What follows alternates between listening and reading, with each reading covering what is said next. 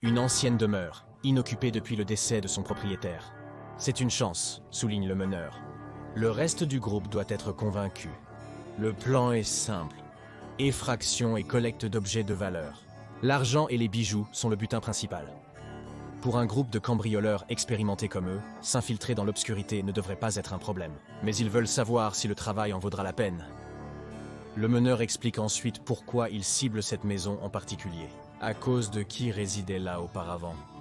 Un dessinateur de dessins animés hollywoodien réputé, créateur de dessins animés populaires dont chaque membre du gang se souvient d'avoir vu dans leur enfance, y avait vécu.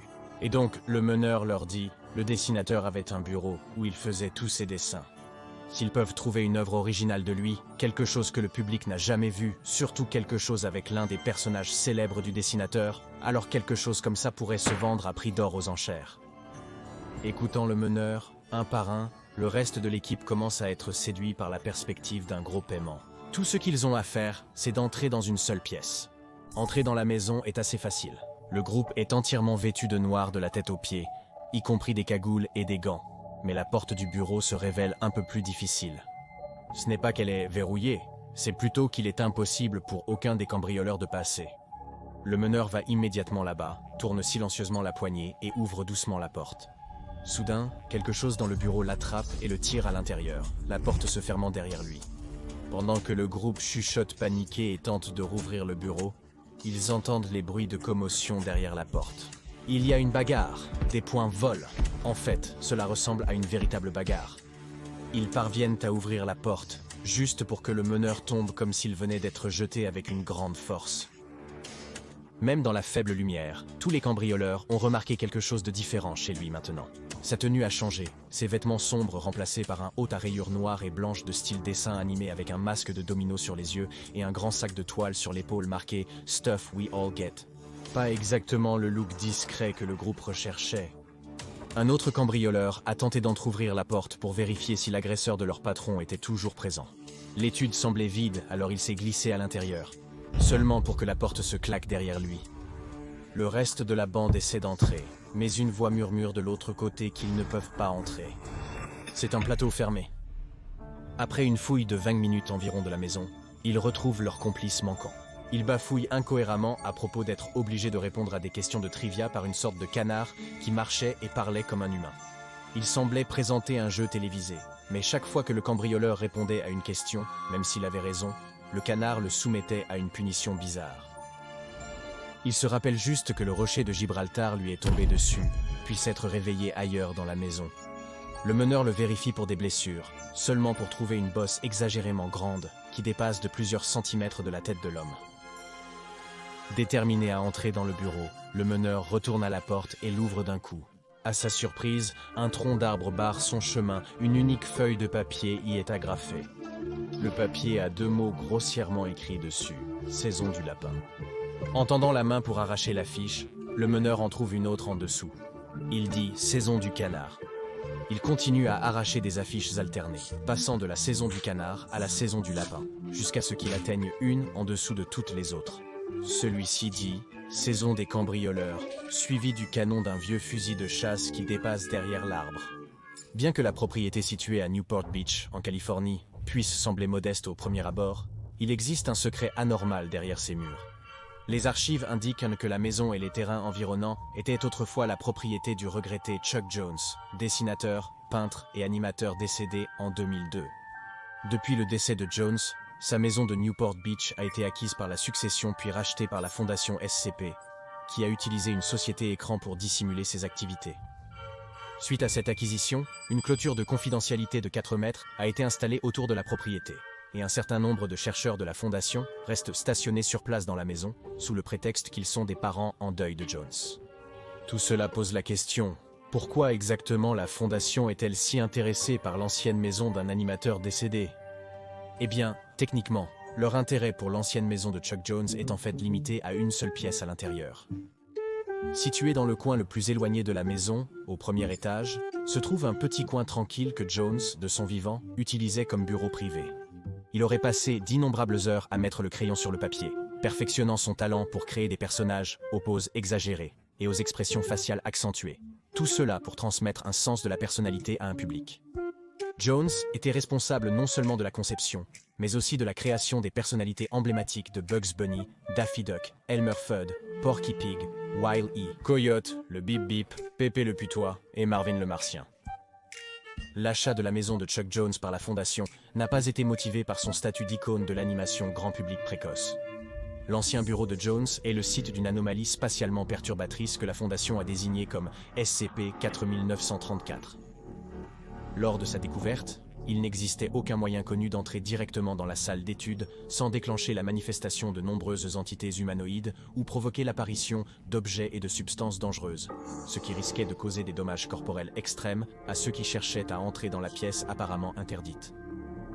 Chaque fois que la porte de SCP-4934 est ouverte, un effet anormal totalement imprévisible et aléatoire se déclenche, ne cessant que lorsque la porte est à nouveau fermée.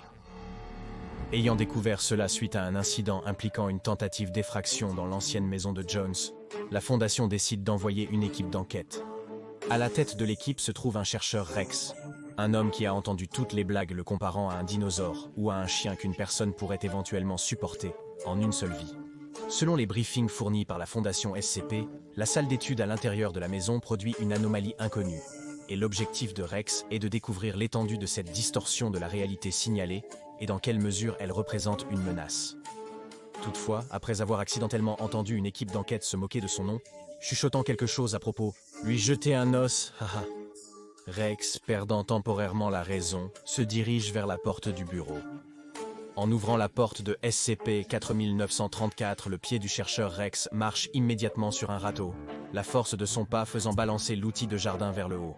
Le manche en bois du râteau frappe le chercheur non préparé en plein visage. Rex reste immobile, le manche du râteau contre son nez, son pied le maintenant toujours debout, contemplant sa vie pendant une fraction de seconde, avant de reculer pour laisser le râteau tomber au sol. Sans même se retourner, il peut sentir les yeux du reste de l'équipe d'enquête sur lui. Quelques murmures confus entrecoupés de rires étouffés, à peine perceptibles. En soufflant, Rex claque la porte et s'en va se ressaisir, sans même regarder ses collègues chercheurs de la Fondation. Une fois que Rex revient, plusieurs tentatives pour entrer dans SCP-4934 vont et viennent, chacune aussi infructueuse que la première. En ouvrant la porte pour la 5e fois, Rex sent son pouce accélérer, grimace et se recule légèrement en tournant la poignée de la porte. En l'ouvrant, il est surpris d'être accueilli par... rien. Il peut voir clairement dans le bureau, la pièce restant telle qu'elle était le jour où Chuck Jones y a mis les pieds précédemment. Il n'y a pas d'obstacle immédiatement observable sur le chemin, rien n'obstrue l'entrée, et heureusement, aucun outil de jardin dangereusement placé sur le sol. De derrière, Rex entend le reste de l'équipe le pousser à entrer dans SCP-4934 et il fait un grand pas vers le bureau, seulement pour se heurter durement contre une surface solide se dressant sur son chemin, se cognant contre elle avec une telle force qu'il trébuche en arrière et tombe. Tombant sur le dos, le chercheur Rex se frotte les yeux éblouis et regarde de plus près l'entrée de SCP-4934 seulement, pour réaliser qu'il s'était heurté à un mur de briques. Toute la porte était maintenant recouverte de briques, avec une imitation de la salle d'études peinte sur la surface des briques. 21 tentatives infructueuses pour entrer dans SCP-4934, et Rex commence à se sentir furieux. Chaque fois qu'il ouvre la porte, il se prépare pour la prochaine chose ridicule qui va déborder ou se mettre en travers de son chemin pour non seulement l'empêcher d'entrer, mais, très probablement, le blesser et l'agacer davantage. Comme prévu, lors de la 26e tentative pour entrer dans la pièce, le chercheur Rex ouvre la porte, seulement pour qu'une rangée de figures le bouscule, le renversant une fois de plus au sol. Se déplaçant au rythme de la musique qui semble émaner de l'intérieur de SCP-4934, les figures sont une ligne de danseuses de can-can, les jambes s'écartant alors qu'elles dansent leur chemin dans le couloir. Chacune d'elles semble accidentellement donner un coup de pied à Rex alors qu'il essaie et échoue à se lever, jusqu'à ce qu'elles se dématérialisent toutes, l'une à l'arrière fermant la porte du bureau derrière elle. À la 46e tentative, le chercheur Rex parvient tout juste à franchir le seuil de SCP-4934, un pas entier à l'intérieur du bureau de Chuck Jones. Un peu de progrès vaut mieux que rien, bien que frôler la mort ne ressemble guère à un progrès. Au moment où Rex fait un seul pas à travers la porte, une enclume de 50 kg tombe du plafond. Le poids d'un tel objet serait normalement suffisant pour tuer un être humain, ou à tout le moins, causé un traumatisme crânien sévère en tombant directement sur leur tête. Le reste de l'équipe d'enquête respire collectivement en voyant l'objet pondéré tomber sur le chercheur Rex et la porte de SCP-4934 se refermer derrière lui. Certains d'entre eux ressentent même un pincement de culpabilité pour avoir fait des blagues sur son nom stupide. Ce sentiment se dissipe rapidement lorsque Rex est découvert non seulement vivant, mais n'ayant subi aucune blessure grave dans le sous-sol de la maison. Après 20 autres tentatives, Rex essaie toujours d'entrer dans SCP-4934. Tentative numéro 66, et il ouvre la porte pour trouver une autre porte. En l'ouvrant, il dévoile une plus petite. Il passe plusieurs minutes à ouvrir une série de portes de plus en plus petites, chacune le rendant de plus en plus agité, jusqu'à ce qu'après 32 d'entre elles, il décide d'abandonner cette tentative. Les choses ne se passent pas beaucoup mieux lors de la 75e tentative non plus. Lorsque le chercheur épuisé et furieux ouvre SCP-4934 pour ne voir que le canon d'un pistolet le fixant. Un grand personnage masculin, vêtu d'un trench coat et d'un fedora, pointe un revolver directement sur Rex, lui disant de dégager et de filer, tout en adoptant un accent de Chicago lourd et stéréotypé. Ce ne serait pas la seule fois que le danger s'intensifie en essayant d'entrer dans SCP-4934. La 82e tentative menace de faire sauter toute la maison quand, en ouvrant à nouveau la porte, Rex se fige d'horreur en réalisant que toute la pièce est remplie d'explosifs. Des bâtons de dynamite rouge vif, regroupés en gros paquets, sont éparpillés sur le sol, tous reliés à une mèche allumée, la flamme se rapprochant rapidement du trinitrotoluène. Pris de panique, le chercheur Rex claque la porte et crie au reste de l'équipe de la Fondation de se mettre à l'abri avant de se jeter à plat ventre loin de la porte. Avec un bruit étouffé, il tombe au sol pour ce qui semble être la millionième fois aujourd'hui, se protégeant les oreilles avec ses mains. Quelques secondes silencieuses passent, de la fumée s'échappant de sous la porte de SCP-4934, avant qu'un énorme boom ne retentisse, faisant trembler toute la maison. Se remettant sur ses pieds, le chercheur Rex est tellement étonné qu'il est frappé d'un rire fou en voyant que la porte du bureau est toujours intacte et que la pièce à l'intérieur ne présente aucun signe de dégâts d'explosion. En faisant sa 96e tentative pour accéder à SCP-4934, le chercheur Rex est convaincu qu'il est vraiment devenu fou après tout cela.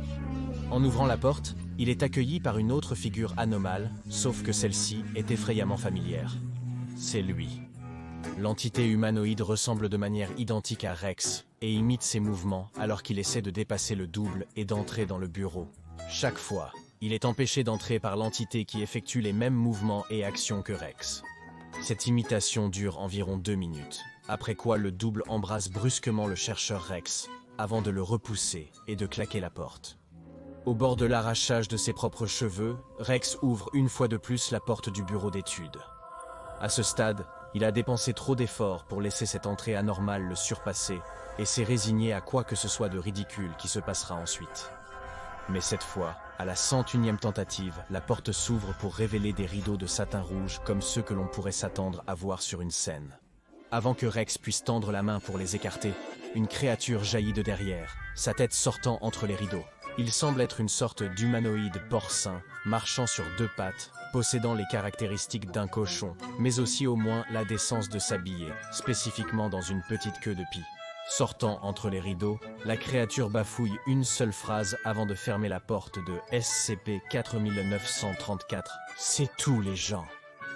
Suite à la disparition soudaine de la créature, Rex est stupéfait de découvrir qu'après tant d'efforts pour entrer, il peut accéder au bureau sans aucun problème. SCP-4934 est reclassifié comme neutralisé, et le chercheur Rex est libéré pour un congé sabbatique de 3 semaines, après qu'un psychiatre nommé par la Fondation a déterminé qu'il est au bord d'un effondrement mental total. Les théories sur ce qui causait exactement ces anomalies animées à se manifester à SCP-4934 varient considérablement parmi les chercheurs de la Fondation qui spéculent. L'explication initiale avancée par les chercheurs est que les créatures animées sont, en réalité, un groupe de voyageurs anormaux provenant d'un autre univers ou plan de réalité, désignés par certains membres du personnel de la Fondation SCP comme SCP-4934A, ou simplement connu autrement comme Toon World.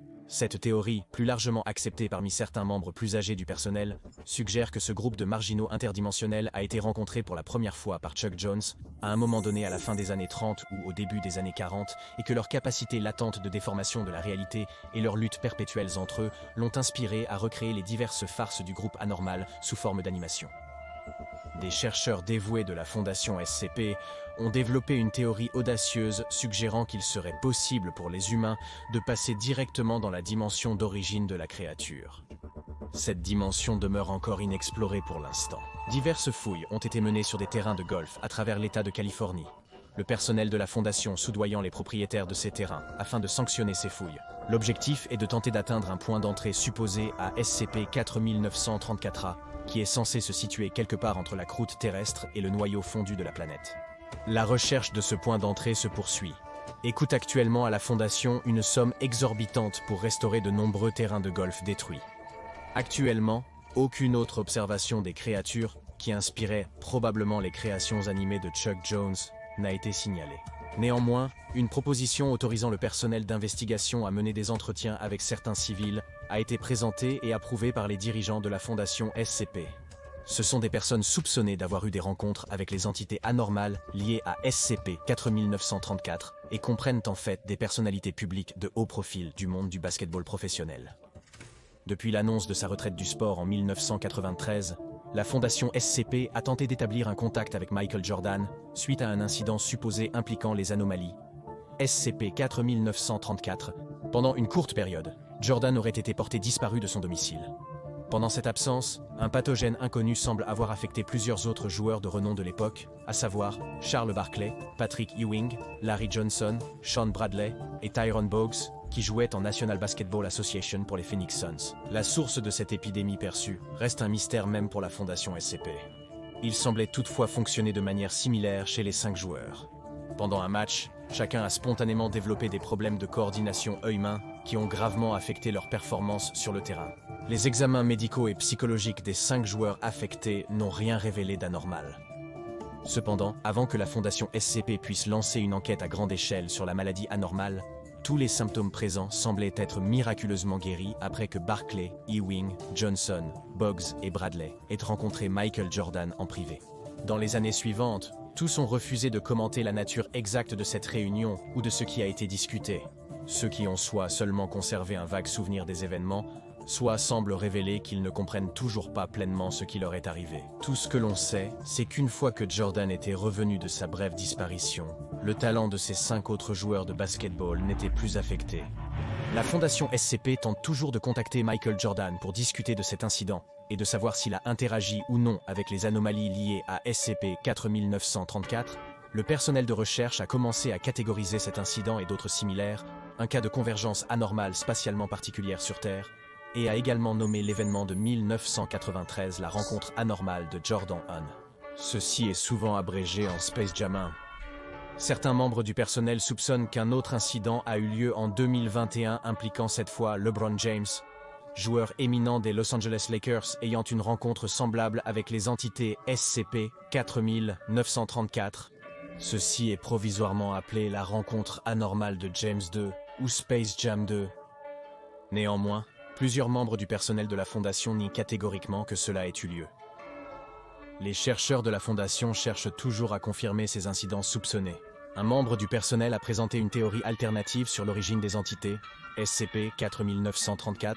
Leur explication suggère que les créatures protégeant Jones, les créations de l'étude, étaient en réalité issues de l'imagination de l'illustrateur. Bien que non étayé, il a été suggéré que, par des moyens anormaux, Chuck Jones était capable de manipuler la réalité à un certain degré. Si c'est vrai, cela ne semble pas avoir présenté de menace claire pour la réalité pendant sa vie. Cependant, l'affirmation selon laquelle Jones possédait des capacités anormales latentes, et encore moins le pouvoir de créer une vie consciente, si souvent pas très intelligente, a été largement contestée. De nombreux experts de la Fondation et manipulateurs de réalité ont étudié minutieusement les dessins originaux de Chuck Jones, et chaque épisode de Looney Tunes auquel il a participé. Ils n'ont détecté rien d'anormal dans aucun de ses travaux. Les partisans des 2 théories croient largement que les entités SCP-4934 existaient séparément de Jones lui-même et protégeaient simplement sa maison et son bureau après son décès, partant finalement une fois leur deuil terminé et laissant SCP-4934 neutralisé. En d'autres termes, c'est tout, les gens. Rejoignez le Patreon du Dr Bob et devenez chercheur dès maintenant. Regardons une autre entrée des dossiers du Dr Bob SCP-428 La Foule.